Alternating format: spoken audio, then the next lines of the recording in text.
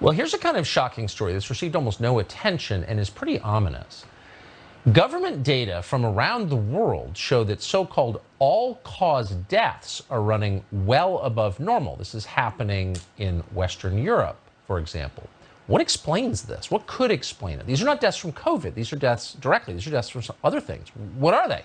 Well, Alex Berenson has looked deeply into this. He's an author and a journalist. Of course, he writes on Substack, which you should read. He joins us tonight. Alex, thanks so much for coming on. So can you just describe the outline of this? Because it's a pretty amazing story.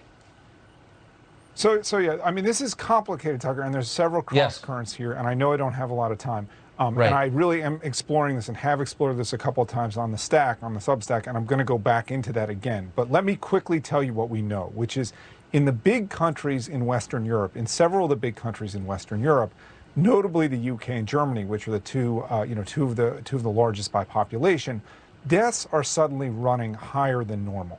And that's been true in the UK for several months. Remember, the UK vaccinated a lot of people early this year. They've had deaths running higher than normal for a couple of months.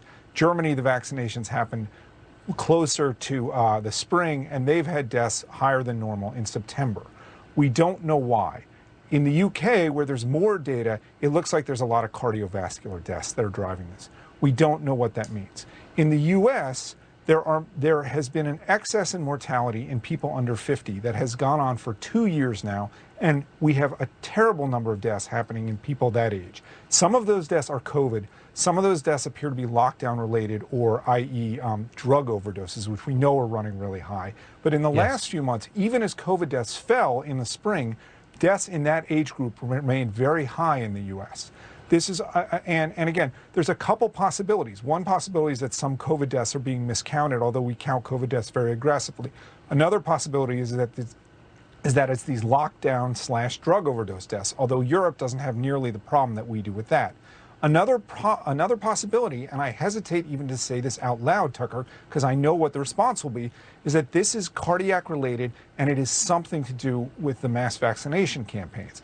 But you know, we don't have evidence, we don't have enough evidence to separate what the possibilities are. All we know is that people are dying at unprecedented rates in the US in the 30 to 50 age group, the 20 to 50 age group, and now we're seeing excess mortality in some European countries, and we really should find out why. Well, that's kind of the point right there. We don't know. You said it 5 times. You're a responsible person. Really, in 20 seconds, is there a highly aggressive, organized effort to figure out why all these people are dying? I would say there's a highly aggressive, organized effort to prevent anybody from talking about this data. You know, I was kicked off Twitter. I was forced onto Substack. Nobody talks about it except you.